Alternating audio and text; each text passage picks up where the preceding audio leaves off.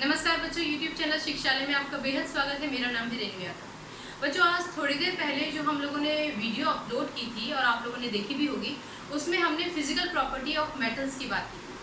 अब इस वीडियो में हम केमिकल प्रॉपर्टीज ऑफ मेटल्स की बात करेंगे। ठीक है, बहुत ही सिंपल है। इक्वेशंस है, इक्वेशंस को कैसे बनाना है हम पहले ही सीख चुके हैं।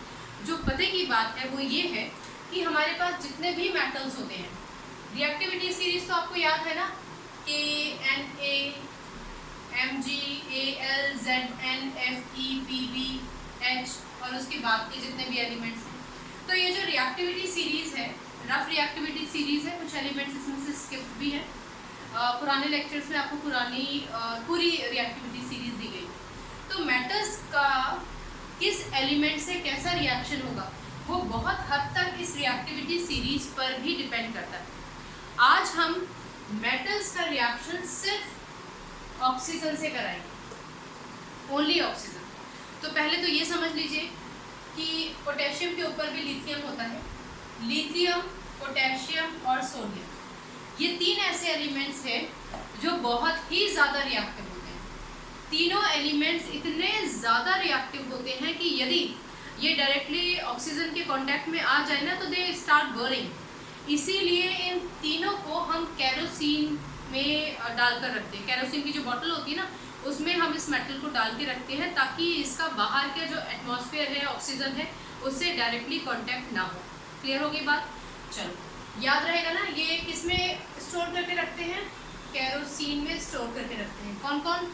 लिथियम, सोडियम और पोटेशियम। क्लियर हो गया? चलो, पहले इक्वेशन के बारे में बात करते हैं। इक्वेशन में जो सबसे इम्पॉर्टेंट बात है वो ये कि हमारे पास टेम्परेचर क्या रहेगा।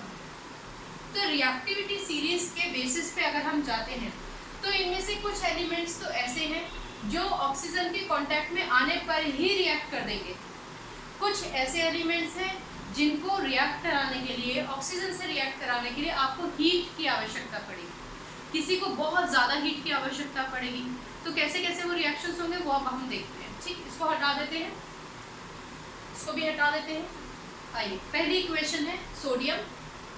अगर सोडियम ऑक्सीजन के कांटेक्ट में आता है तो पहले तो ये समझ लीजिए कि सोडियम अगर ऑक्सीजन के कांटेक्ट में आता है तो ये रूम टेम्परेचर पर ही रिएक्ट करने लग जाता है। जो हमारा नॉर्मल टेम्परेचर होता है उस पर ही रिएक्ट कर जाता है।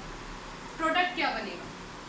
प्रोडक्ट बनाने के लिए जो हमारे नियम थे शुरू में, जो हम लोगों ने फर्स्ट लेसन में तोड़कर आयनिक फॉर्म में लिखकर ऐसे किया था ना, वैसे ही हम यहाँ पे करेंगे। यहाँ तो कुछ कंपाउंड है नहीं तो तोड़ने जैसी कोई बात नहीं है, सिर्फ चार्जेस लिख दीजिए। Na के पास 1 पॉजिटिव चार्ज, O के पास 2 नेगेटिव चार्ज। क्लियर? वैलेंसी हो गई 2, वैलेंसी हो गया 1। इसको हटा दीजिए ताकि आपको कन्फ्यूजन ना हो, क्रिस क्रॉस कर दीजिए। Na का मल्टीप्लिकेशन किससे होगा? 2 से, Na2। और ऑक्सीजन का मल्टीप्लिकेशन किससे होगा? 1 से, यानी कि O1। हम ये बात अब तक कई बार कर चुके हैं कि 1 लिखने का कोई औचित्य नहीं होता। इसको यहाँ से हटा देते हैं। क्लियर? और इसको भी यहाँ से हटा देते हैं। तो हमारा प्रोडक्ट बन गया Na2O। जनरली अगर आप देखो, जनरली वैसे तो ये सोडियम है बेटा, लेकिन अगर जनरली आप देखो तो कोई भी मेटल अगर O2 मतलब ऑक्सीजन से रिएक्ट करता है तो क्या बन गया? हम लोगों ने डिस्कस किया था ना कि अगर ऑक्सीजन किसी भी और एलिमेंट के साथ कंबाइन कर जाता है तो उसका नाम हो जाता है ऑक्साइड। और ये क्या है? सोडियम। तो इसका नाम क्या हो जाना चाहिए? Sodium oxide. पर क्योंकि अभी हम जनरल बात कर रहे हैं, मतलब सोडियम को मेटल के नाम से पुकारेंगे, तो प्रोडक्ट क्या हो जाएगा हमारा? Metal oxide. क्लियर? ये हमारी जनरल इक्वेशन है। अब ये जनरल इक्वेशन मैंने आपको क्यों बताई है ये समझ लो। अगर मान लो एग्जामिनेशन में आपकी मैडम आपसे पूछे या आपके सर आपसे पूछे कि कोई भी मेटल अगर ऑक्सीजन से रिएक्ट करेगा तो क्या होगा, तो आप लिख सकते हो कि अगर मेटल ऑक्सीजन से रिएक्ट करता है तो मेटल ऑक्साइड बनाएगा। क्लियर? वैसे तो आपको एक प्रॉपर इक्वेशन लिखनी चाहिए, लेकिन अगर आपको नहीं कुछ भी दिमाग में आता, कई बार बच्चे बहुत ही बिविल्डर्ड हो जाते हैं, तो आप ये लिख सकते हो। क्लियर? वर्ड इक्वेशन है ये। अब इसका स्केलेटन इक्वेशन ये रहा। आप समझते हैं स्केलेटन इक्वेशन क्या है? सेकेंड स्टेप, सॉरी बच्चों, सेकेंड स्टेप में हम लोग पहले तो इक्वेशन को बैलेंस करेंगे, फिर आगे की बात करते हैं। सोडियम अपने पास 2 है, हाँ, और यहाँ कितना है? 1। अब बच्चों बच्चों मैं left hand side right hand side पे कितने एटम है वो नहीं करूँगी, अब ऐसे आदत डालेंगे। सोडियम 2 है, यहाँ 1 है, इसको 2 बनाने के लिए 2 लिख देते हैं। सोडियम कितना हो गया 2, सोडियम कितना हो गया 2, ऑक्सीजन है यहाँ पर 2, ऑक्सीजन है यहाँ पर 1। नियम कहता है इस जगह को टच नहीं कर सकते, तो कहाँ लिखेंगे, यहाँ 2। तो इसका मतलब ऑक्सीजन तो हो गया, यहाँ कुछ नहीं लिखा ना, मतलब 1, तो ऑक्सीजन का मल्टीप्लिकेशन 2 से करो, मतलब 2 ऑक्सीजन हो गए। यहाँ कितना है 2 ऑक्सीजन, लेकिन सोडियम अब कितना हो गया यहाँ पे 2 to the 4, और यहाँ कितना है 2, तो इसको हटा दीजिए और 4 लिख दीजिए। शुरुआत में जब आप अपनी आंसर शीट में बैलेंसिंग करेंगे तो मेरी आपको ये राय है कि आप पहले पेंसिल से बैलेंसिंग करें, उसके बाद फिर भले ही आप उसको पेन से कॉन्क्रीट तरीके से लिखें, क्योंकि कई बार हमें फिर बदल करना पड़ता है, जैसे यहाँ किया। क्लियर? चलो अब इसका नामकरण करते हैं, जो हमारा लास्ट स्टेप है। ये है सोडियम, ये है आपका ऑक्सीजन, और ये क्या हो गया आपका sodium oxide. Clear? Sodium oxide, जिसको हम जनरली मेटल ऑक्साइड बोलते हैं। बेटा अगर आपसे ये पूछा जाए कि ये जो आपका मेटल ऑक्साइड है या फिर सोडियम ऑक्साइड है, इसका नेचर क्या है, एसिडिक या बेसिक, तो आप बोलोगे कि ये हमेशा बेसिक होता है, ये होता है बेसिक ऑक्साइड। आपका दूसरा क्वेश्चन इसी इक्वेशन से बनता है। दूसरा क्वेश्चन है कि अगर मेटल ऑक्सीजन से रिएक्ट करता है तो वो जो मेटल ऑक्साइड बनाता है, उस मेटल ऑक्साइड का एसिडिक नेचर क्या होता है। क्लियर? वो एसिडिक होता है या बेसिक होता है, उसका नेचर क्या होता है, सॉरी, तो आप बोलोगे उसका नेचर बेसिक होता है। क्लियर?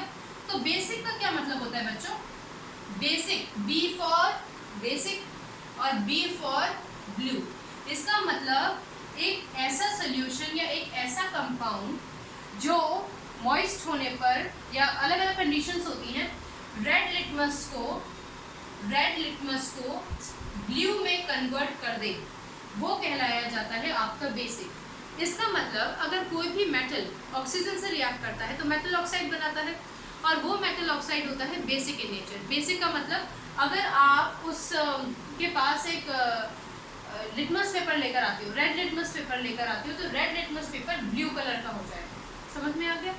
तो ये तो है हमारा मेटल ऑक्सीजन के साथ रिएक्ट करता है तो क्या होता है। इसकी कुछ और इक्वेशंस भी है। अभी हम रूम टेम्परेचर की बात कर रहे हैं बच्चों। मैंने आपको बताया ही है कि सोडियम हो गया, लिथियम हो गया और पोटेशियम हो गया। लिथियम और पोटेशियम ये भी जब ऑक्सीजन से रिएक्ट करेंगे तो मेटल ऑक्साइड ही बनाएंगे। मेटल ऑक्साइड हम जनरली बोल रहे हैं। इस केस में क्या होगा, लिथियम कितना होता है बेटा 1 पॉजिटिव, O कितना होता है 2 negative, valency 1 valency 2, criss cross कीजिए, चार्जेस हटा दीजिए ताकि हमें कंफ्यूजन ना हो, Li2O। क्लियर? फिर बैलेंस कीजिए, ऑक्सीजन 1 है, यहाँ 2 है, 2 लगा दीजिए, Li 2 हो गए, Li 4 हो गए, यहाँ 1 है, 4 लगा दीजिए। क्लियर? तो ये क्या हो जाएगा लिथियम ऑक्साइड। नामकरण कर लेंगे ना, lithium plus oxygen arrow lithium oxide. लेकिन ये सब किस में हो रहा है, रूम टेम्परेचर पे। इसके लिए आपको कोई बर्निंग डिवाइस की ज़रूरत नहीं है। ऐसा नहीं है कि आपको आग जलानी पड़ेगी, बंसन बर्नर का इस्तेमाल करना पड़ेगा या स्पिरिट लैम्प का इस्तेमाल करना पड़ेगा, नहीं। ये खुद ही इतने ज़्यादा रिएक्टिव है कि नॉर्मल रूम टेम्परेचर पे भी ऑक्सीजन के साथ रिएक्ट कर लेते हैं। क्लियर हो गई बात? यहाँ पे K कितना होता है 1 positive, O 2 negative, valency 1 valency 2, charges हटा दीजिए, क्रिस क्रॉस कर दीजिए, प्रोडक्ट हो जाएगा K2O। ओके, इसको हटा देते हैं। ऑक्सीजन कितना है 1, ऑक्सीजन कितना है 2, पहले ऑक्सीजन को बैलेंस कर लेते हैं, 2 लिख दिया। पोटेशियम कितना हो गया 4, K मतलब पोटेशियम, पोटेशियम कितना हो गया 2 to the 4, यहाँ पे लिख देते हैं 4। बैलेंस हो गई इक्वेशन, ये हो गया पोटेशियम। अगर नामकरण करोगे तो मैं नहीं लिख रही हूँ यहाँ पे, आप लिख लीजिएगा potassium plus oxygen potassium oxide. इतना क्लियर हो गया? तो ये तीनों की तीनों जो इक्वेशंस होती हैं बच्चों, ये तीनों ही इक्वेशन बड़ी विग्रस होती हैं। ये मैं आपको एक वर्ड बता देती हूँ, विग्रस। विग्रस का क्या मतलब होता है, मतलब बड़े वॉयलेंट होती है, बहुत स्पीड से रिएक्ट करती है, और इसमें हीट भी रिलीज होती है। इन सब में हीट रिलीज होती है, ठीक है।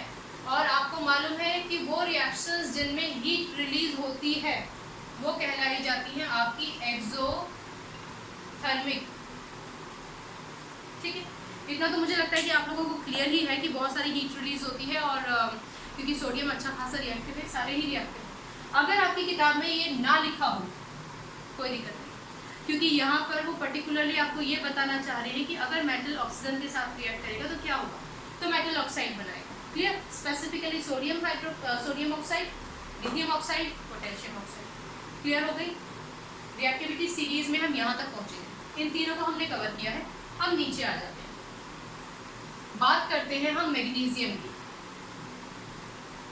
मैग्नीशियम की अगर हम बात करते हैं तो मैग्नीशियम हमारे पास एक ऐसा कंपाउंड होता है जो ऑक्सीजन से रूम टेम्परेचर पर रिएक्ट नहीं करेगा। ये हम लोगों ने पहले भी डिस्कस किया था। आपको याद है जब मैंने आपको बोला था कि मैग्नीशियम का एक वायर होगा, आपके टीचर आपको एक्सपेरिमेंट कराएंगे और वो आपका ग्रे कलर का वायर होगा, ठीक है ना, डल ग्रे कलर का भी होता है अक्सर, मतलब बहुत ज़्यादा डल भी नहीं होता पर ग्रेइश कलर होता है उसमें, बहुत ज़्यादा शाइन नहीं होता उस कलर में, ग्रेइश कलर है। तो ग्रेइश कलर का जो मैग्नीशियम वायर होता है आपको उसको बाकायदा स्पिरिट लैम्प के ऊपर पकड़ना पड़ता है एक टंगस्टन से, होल्डर से।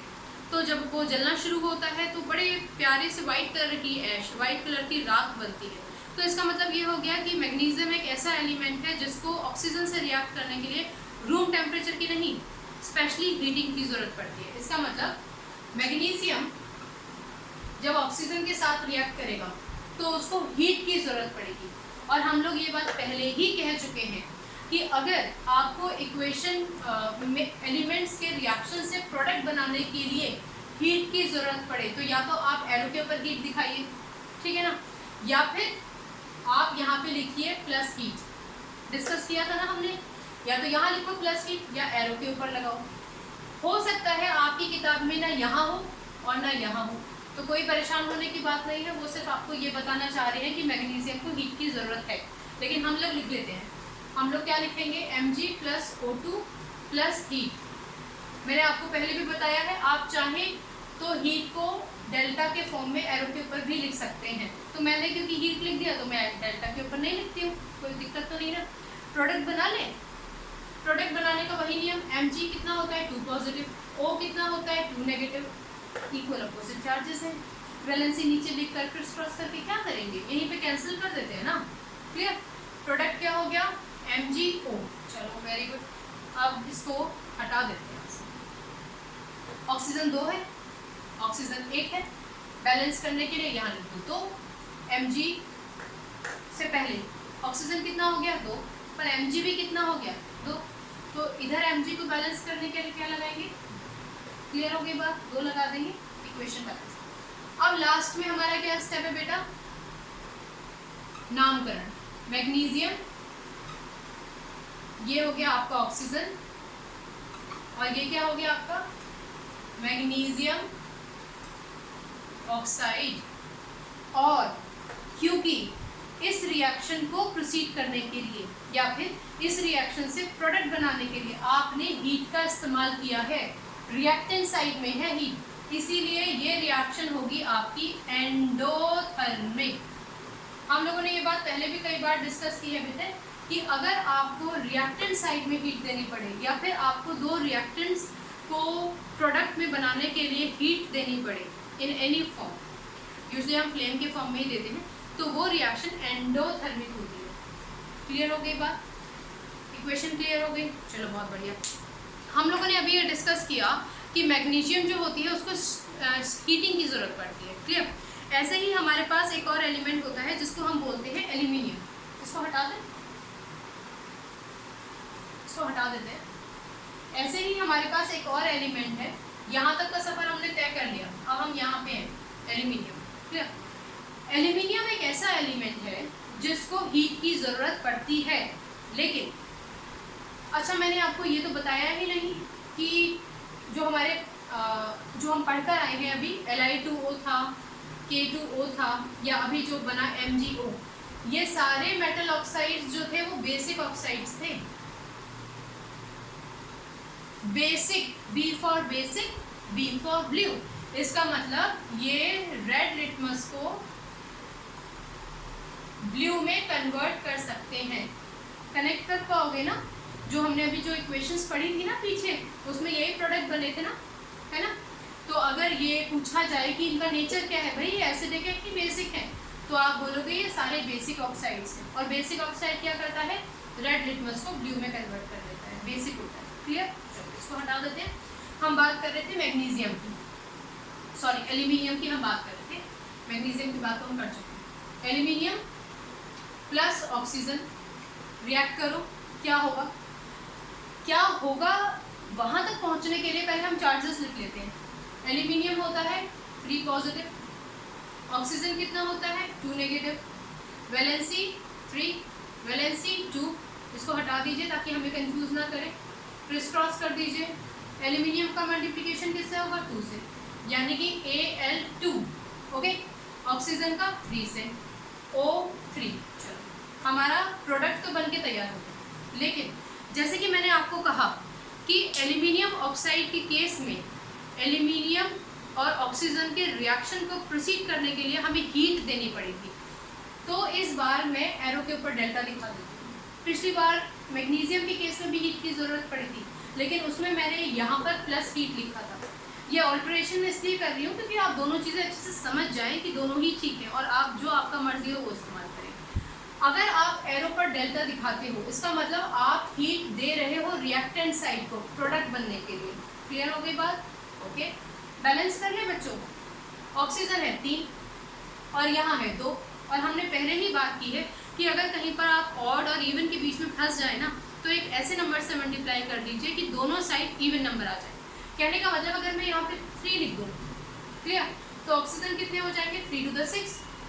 यहाँ ऑक्सीजन कितने हो जाएंगे अगर मैं यहाँ 2 लिख दूँ तो 2 3 the 6। क्लियर हो गई बात, 3 to the 6 मतलब ऑक्सीजन 6, यहाँ पर 2 3 the 6 मतलब ऑक्सीजन 6। अब तो आप समझते हो ना कि यहाँ पे जो नंबर लिखा है उसका मल्टीप्लिकेशन करा दो इससे। एल्यूमिनियम कितना है 2 तो ऑलरेडी लिखा ही था, 2 बैलेंस करने के लिए लिखना पड़ा, तो मतलब 2 to the 4, तो एल्यूमिनियम कितना हो गया। क्लियर, अब नामकरण करते हैं। एल्यूमिनियम, ये हो गया आपका एल्यूमिनियम, ये हो गई आपकी ऑक्सीजन, ओके। और ये क्या हो गया एल्यूमिनियम, जो मेटल का नाम है हमारा ऐसा ही रहेगा, और ऑक्सीजन जो अब ऑक्साइड के नाम से जाना जाएगा। एल्यूमिनियम ऑक्साइड, ऑक्सीजन अगर किसी से जुड़ जाए तो ऑक्साइड के नाम से जाना जाता है ना, एल्यूमिनियम ऑक्साइड। लेकिन अब अगर आपसे पूछा जाए कि एल्यूमिनियम का नेचर क्या है, तो आप बोलोगे aluminium is amphoteric in nature. ये बहुत ही ज़्यादा इम्पोर्टेंट है, इसको बहुत ही ध्यान से सुन लीजिए, देख लीजिए और समझाऊंगी मैं अब। एम्फोटेरिक का क्या मतलब होता है? एम्फोटेरिक का मतलब होता है कि ये बेसिक और एसिडिक दोनों प्रॉपर्टीज शो कर सकता है, यानी कि ये बेस के साथ भी रिएक्ट कर सकता है और ये एसिड के साथ भी रिएक्ट कर सकता है। क्लियर, इसका क्या मतलब हुआ? इसका मतलब तो हम ब्रीफली आगे आने वाले लेक्चर्स में समझेंगे जब हम इक्वेशंस पढ़ेंगे। फिलहाल आप इतना याद रखो कि ये किसी भी बेसिक सॉल्यूशन के साथ, जैसे कि NaOH बेस है, उसके साथ भी रिएक्ट कर सकता है। बेस या बेसिक एक ही बात है। बेसिक क्या होता है? नेचर होता है। और बेस की अगर कोई सॉल्यूशन है तो ये क्या है? एसिड है या बेस है? तो हम बोलेंगे बेस है। अच्छा, इसका नेचर क्या है? बेसिक है। समझ रहे हैं? वो मतलब। और जैसे हम बोलते हैं एसिड, इसमें एसिड है ऐसे बोलते हैं, या फिर हम बोलते हैं इसका नेचर एसिडिक है। एसिड बोलो या एसिडिक बोलो, बेस बोलो या बेसिक बोलो, एक ही बात है। और अगर एल्यूमिनियम ऑक्साइड का रिएक्शन आप NaOH से करा दो तब भी रिएक्ट करेगा। क्लियर? और अगर आप एल्यूमिनियम ऑक्साइड का रिएक्शन किसी भी एसिड से करा दो, जैसे कि HCl है, तब भी ये रिएक्ट करेगा। यानी कि ये दोनों से रिएक्ट कर सकता है। ये एसिड से भी रिएक्ट करेगा और ये बेस से भी रिएक्ट करेगा। ठीक है? और रिएक्ट करके क्या बनाता है? सॉल्ट और वाटर। अब ये जो चीज़ है ना, ये अभी आपको समझनी नहीं है, इसका टेंशन मत लीजिए, मैं समझाऊंगी। अभी हमारे लिए ये उतना इम्पोर्टेंट नहीं है कि इसके इक्वेशन को हम लोग अभी डिस्कस करें। नहीं, हम डिस्कस करेंगे, हम आगे डिस्कस करेंगे, स्टेप बाय स्टेप चलेंगे। ठीक है? तो इसकी टेंशन मत लो, बस ये समझ लो कि भाई एल्यूमिनियम ऑक्साइड जो है आपका, वो एम्फोटेरिक है। वो एम्फोटेरिक है, इसका मतलब ये हो गया कि वो ना तो बेसिक है ना एसिडिक है, वो दोनों से रिएक्ट कर सकता है। बेसिक भी नेचर दिखाएगा और एसिडिक नेचर भी दिखाएगा। चलो, बहुत बढ़िया हो गया। अब इसके बाद हमारे पास एक और एलिमेंट है, वो है जिंक। इसका जिक्र करें, ये हटा दो, इसको लिखा रहने देती हूँ, ये काम का है अभी। ओके, ये तीनों क्या थे? बेसिक, ये भी बेसिक, ये क्या हुआ? एम्फोटेरिक। इसी के बाजू वाला नीचे वाला देखते हैं, जिंक। जिंक का जब आप ऑक्सीजन से ट्रीटमेंट कराते हैं तो क्या होगा? अच्छा एक बात समझो, एल्यूमिनियम को तो हम लोगों को हीट देनी पड़ेगी, लेकिन जिंक को हमें स्ट्रॉन्ग हीट देनी पड़ेगी, मतलब कि फ्लेम ज़्यादा होगा। ओके, स्ट्रॉन्ग हीट देनी पड़ेगी, तब जिंक जाके रिएक्ट करेगा, क्योंकि भैया रिएक्टिविटी सीरीज में नीचे है वो, तो इतनी आसानी से ऑक्सीजन से रिएक्ट नहीं करेगा। स्ट्रांगली आपको उसको हीट देना पड़ेगा, हाई टेम्परेचर देना पड़ेगा, तब कहीं जाके वो ऑक्सीजन से रिएक्ट करेगा। अच्छा, ऑक्सीजन से रिएक्ट विग्रसली वैसे ही रूम टेम्परेचर पे कर ले, या हीट देने पे करें, या हाई हीट देने पे करें, प्रोडक्ट जो बनेगा ना वो हमेशा मेटल ऑक्साइड ही होगा। अगर जिंक है तो जिंक ऑक्साइड, एल्यूमिनियम है तो एल्यूमिनियम ऑक्साइड, मैग्नीशियम है तो मैग्नीशियम ऑक्साइड। ठीक है, स्पेसिफिकली तो आप नाम लिखते हो ना, जनरली मेटल ऑक्साइड। इक्वेशन देखें, चलो Zn क्या है आपका? Zn है 2 पॉजिटिव, Zn 2 पॉजिटिव होता है ना। O क्या है? O है 2 नेगेटिव। इक्वल अपोजिट वैलेंसीज हैं तो चार्जेस लिखकर क्रिस क्रॉस करके क्या करेंगे? यही कैंसिल कर देते हैं, इक्वल अपोजिट चार्जेस। प्रोडक्ट क्या हो जाएगा? ZnO। Okay, just a minute. अब ZnO तो आपके पास बन गया, इसको बैलेंस करते हैं। ऑक्सीजन कितना है? 2। ऑक्सीजन कितना है? 1। तो इसको 2 बनाने के लिए इधर तो कुछ कर नहीं सकते, इधर लिखेंगे 2। क्लियर? जिंक कितना है? 2। जिंक कितना है? 1। बैलेंस करने के लिए 2। बैलेंस हो गई इक्वेशन। अब नामकरण करते हैं, ये हो गया आपका जिंक। कुछ किताबों में आपको जिंक मेटल भी लिखा नजर आएगा, एल्यूमिनियम मेटल, सोडियम मेटल, तो कोई दिक्कत नहीं है, ये सारे मेटल ही है वैसे भी। ठीक है, आप चाहे तो जिंक लिखें, आप चाहे तो जिंक मेटल लिखें। ये क्या है भाई? ये ऑक्सीजन है, चलो वेरी गुड। और ये क्या है? ये है जिंक ऑक्साइड। क्लियर? क्योंकि यहाँ पर भी हमने हीट दी थी और बहुत स्ट्रॉन्ग हीट दी थी, तो मैं यहाँ पर डेल्टा लिख देती हूँ। आपके पास ऑप्शन है, आप चाहें तो डेल्टा ना लिखें, यहाँ पे लिख दें प्लस हीट, कोई फर्क नहीं पड़ता। बेसिकली जो मुद्दा है वो ये है कि आप इस बात को समझें कि हमने हीट वहाँ पर दी है। क्लियर? अब समझने वाली बात है कि ये जो जिंक ऑक्साइड है, इस जिंक ऑक्साइड का भी जो नेचर होता है वो एम्फोटेरिक होता है। इसका क्या मतलब? इसका मतलब ये बेसिक और एसिडिक दोनों प्रॉपर्टीज दिखाता है, और बेसिक से भी रिएक्ट कर सकता है, एसिड से भी रिएक्ट कर सकता है, सॉल्ट और वाटर बनाने के लिए। बेसिक मैंने आपको बताया ही, कोई भी बेस NaOH हो गया जैसे हमने एग्जांपल लिया, कोई भी एसिड जैसे हमने HCl लिए, और भी बेस और भी एसिड्स होते हैं, वो हम धीरे धीरे डिस्कस करेंगे। तो जिंक क्या है बेटा? जिंक भी हमारा बेसिक ऑक्साइड ही है। ये बात क्लियर हो गई? और आगे बढ़ते हैं, 1-2 इक्वेशंस और हम लोग डिस्कस कर लेते हैं, फिर उसके बाद बढ़ेंगे। हम लोग यहाँ तक का सफ़र तय कर चुके हैं जिंक का। अब हम बात करेंगे आयरन की, और आयरन के बाद हम बात करेंगे कॉपर की। ठीक है, कुछ ऐसे एलिमेंट्स होते हैं जो बहुत ही ज़्यादा स्लो होते हैं, बहुत ही ज़्यादा लीस्ट रिएक्टिव होते हैं, ऑक्सीजन से रिएक्ट नहीं करेंगे। ठीक, पर आयरन तो हम बहुत ज़्यादा इस्तेमाल करते हैं, तो आयरन की हम पर्टिकुलरली यहाँ पर बात करेंगे। इसको हटा देती हूँ। अब हम आयरन की बात करते हैं। आयरन की ये वाली जो इक्वेशन है, ये मैं आपको बता देती हूँ कि एग्जामिनर्स की बहुत ही प्यारी इक्वेशन है, बहुत खुश होके वो कई बार इसको दे देते हैं। ठीक है, ओके। आयरन मतलब Fe का रिएक्शन हमने किससे करवाया है? Fe का रिएक्शन हम करवाएंगे ऑक्सीजन से। Just a minute. Fe+O2। कुछ किताबों में लिखा हुआ है कि आयरन बहुत स्ट्रॉन्ग हीटिंग पर भी ऑक्सीजन से रिएक्ट नहीं करता है। कई जगहों पे लिखा है कि बहुत स्ट्रॉन्ग हीट पे वो रिएक्ट कर जाता है, जबकि असल में अगर ऑक्सीजन एक पर्टिकुलर टेम्परेचर पर आयरन से एक्सपोज की जाए, बहुत हाई टेम्परेचर डेफिनेटली उसको चाहिए, तो वो धीरे धीरे रिएक्ट करना शुरू कर देता है, लेकिन कोर फॉर्म में नहीं। आप आयरन का टुकड़ा डाल दो ऑक्सीजन में, उसके मुकाबले अगर आप आयरन को स्प्रिंकल कर दो, उसको चूरा बना दो, ठीक है ना, तो वो बहुत जल्दी से रिएक्ट करेगा, क्योंकि उसका सरफेस एरिया कम हो जाएगा, ऑक्सीजन उसको एनवेलप कर लेगी और जल्दी से रिएक्ट कर जाएगा। दूसरा ये होता है कि आप उसको एटमॉस्फेयर में छोड़ दें, जैसे कि हम लोगों ने कल पढ़ा था रस्टिंग के बारे में, तो धीरे धीरे ऑक्सीजन की लेयर उसके ऊपर आती रहेगी। क्लियर? अब प्रोडक्ट क्या बनता है वो ज़रूरी है। हमारे पास जो प्रोडक्ट बनेगा, मैं पहले प्रोडक्ट लिख देती हूँ क्योंकि वो ज़रूरी है। Fe3O4, इसको हम पर्टिकुलरली मैग्नेटाइट के नाम से जानते हैं और फेरोस्फेरिक के नाम से भी जानते हैं। ठीक, अब क्या है बेसिकली, ये क्यों बना, ये कैसे बन गया, पहले वो समझते हैं। आयरन बेटा दो ऑक्सीडेशन स्टेट्स में एग्जिस्ट करता है, एक तो Fe2 पॉजिटिव और एक Fe, इसको मैं थोड़ा नीचे लिख लेती हूँ, Fe3 पॉजिटिव। क्लियर?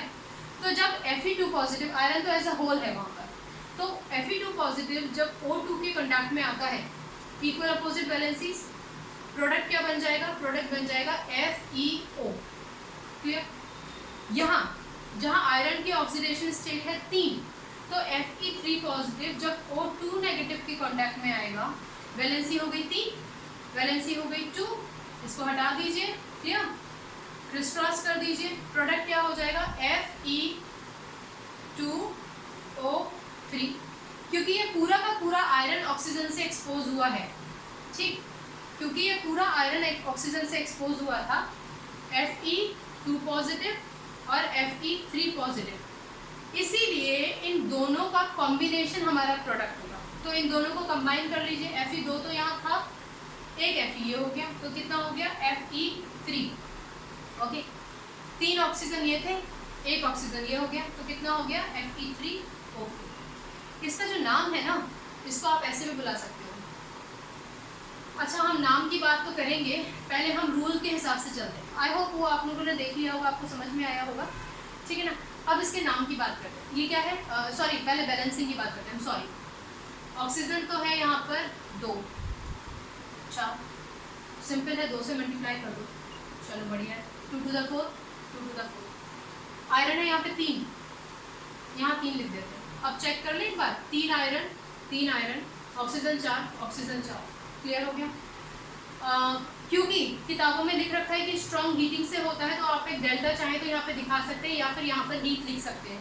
कुछ किताबों में उन्होंने साफ ऐसे बोल रखा है कि आप उसको एक्सपोज करो ऑक्सीजन के, वो रिएक्ट कर जाता है, जबकि असल में हीट देनी पड़ती है, तो आप उसमें डेल्टा दिखा सकते हैं, कोई इशू नहीं है।